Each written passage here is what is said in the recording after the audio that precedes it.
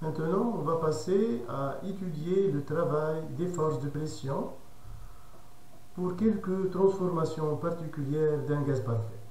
On va commencer tout d'abord par dire que le travail, toujours, c'est une grandeur calculable. Il suffit d'avoir la description de la transformation des états initial et final, on arrive à calculer le travail. Commençons tout d'abord par le cas d'une transformation isochore. On sait bien qu'une transformation isochore, pendant laquelle le gaz conserve son volume. Alors, les forces de pression ne vont pas agir sur ce volume-là. La variation du volume 0 et donc le travail est égal à 0. Durant cette transformation isochore, le gaz ne reçoit aucun travail sous l'effet des forces de pression. On va passer maintenant à l'étude d'une transformation monobare. Une transformation monobare, comme on a déjà défini durant le premier chapitre, que l'extérieur, il va imposer une pression qui est constante.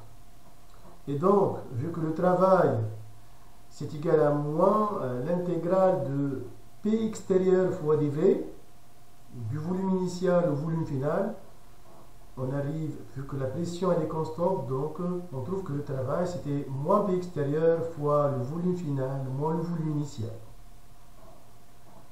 Une transformation isobare. Quand on dit iso, c'est-à-dire que la transformation elle est lente et elle passe par des états d'équilibre infiniment proches. Iso, c'est que donc c'est une transformation qui est quasi statique. Donc, si la transformation subite par le gaz est isobare, la pression du gaz, qui est égale à la pression extérieure, elle est constante. Elle vaut par exemple ici P0. Et donc on peut passer à partir de cette expression, le travail c'était moins l'intégrale de VI jusqu'à VF de P extérieur dV, à moins l'intégrale de VI à VF de la pression du gaz fois dV. Et donc c'est égal à moins P0 fois V final moins V initial.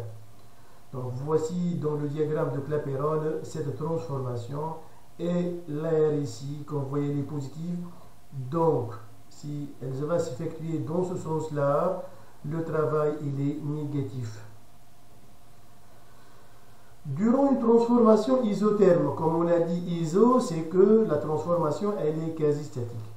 Et donc, ici, la pression extérieure, c'était la pression du gaz, qui est égale à nRT0 sur V, d'après l'équation d'état. Le travail aussi élémentaire, c'est égal à moins PdV.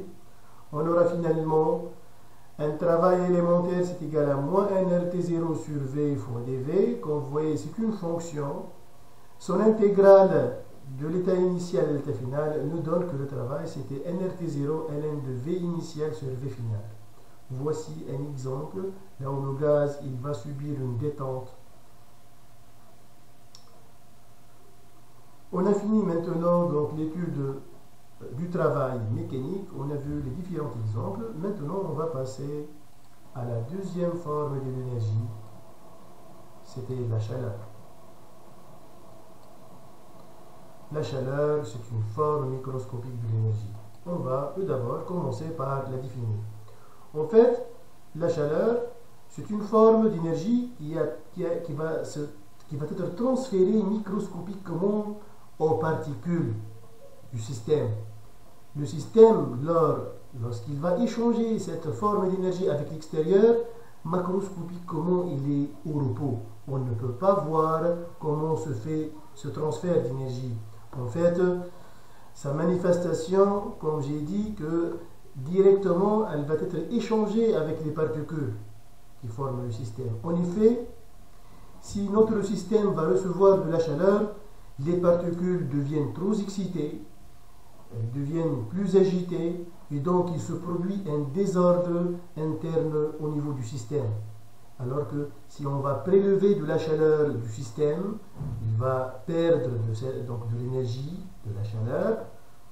Les particules se stabilisent, il devient moins excité et le système microscopiquement il devient plus ordonné. Il faut savoir aussi que la chaleur, parfois appelée transfert thermique. La chaleur, comme le travail, s'exprime en joule dans le système international. Historiquement, la première unité utilisée, c'était la calorie. Une calorie, c'est égal à 4,18 joules. Voici ici en rouge la définition exacte de la calorie. En fait, c'était la quantité de chaleur nécessaire pour augmenter la température d'un gramme d'eau, d'augmenter la température d'un gramme d'eau de 1 degré, sous une pression est égale à 1 bar, et à partir d'une température est égale à 14,5 degrés Celsius. C'est-à-dire que c'est l'énergie, c'est la chaleur nécessaire pour augmenter la température d'un gramme d'eau sous une pression est égale à 1 bar de 14,5 degrés Celsius à 15,5 degrés Celsius. Lors d'une transformation adiabatique, le système ne change pas de la chaleur. Il n'y a pas de transfert thermique. Je vous donne ici des ordres de grandeur. La valeur de la chaleur est changée. Par exemple, pour chauffer 1 kg d'eau de 20 degrés Celsius à 100 degrés Celsius, sous une pression est égale à 1 bar, il faut une quantité de chaleur est égale à 80 kcal. C'est-à-dire que 334,4 kJ. De même, pour transformer 1 kg d'eau liquide en vapeur à 100 degrés Celsius, c'est une chaleur latente ici, c'est un changement d'état du liquide au vapeur. Il faut une quantité de chaleur qui est égale à 2,25 MJ. Maintenant, il faut voir comment se produit ce transfert microscopique de cette forme d'énergie. En fait, on a 3 modes de transfert de la chaleur. Vous allez voir ça en plus de détails en deuxième année. Le premier mode de transfert de la chaleur, c'était la conduction. Mais avant de donner les différents modes de transfert de chaleur, il faut tout d'abord savoir que toujours le transfert de chaleur s'effectue du chaud vers le froid.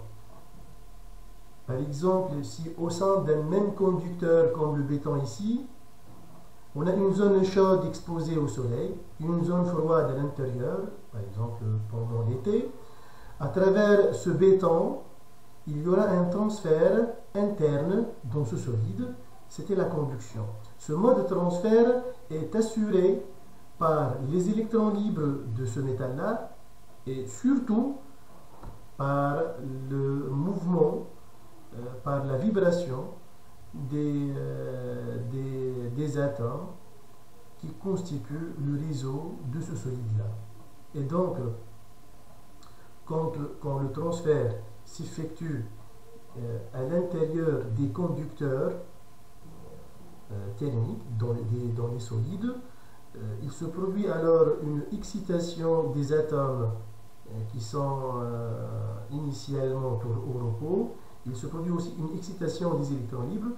Et pour se désexciter, les électrons libres vont se déplacer vers la zone froide et la vibration du réseau, donc les atomes qui vibrent, ils vont vibrer les atomes voisins et donc il se produit alors un transfert de proche en proche d'une énergie, c'est la chaleur. Ça s'appelle la conduction ou la diffusion thermique. Le deuxième mode de transfert de la chaleur, c'était la convection. La convection, c'est un mode de transfert de chaleur qui se produit essentiellement à l'intérieur des fluides quand la température n'est pas homogène.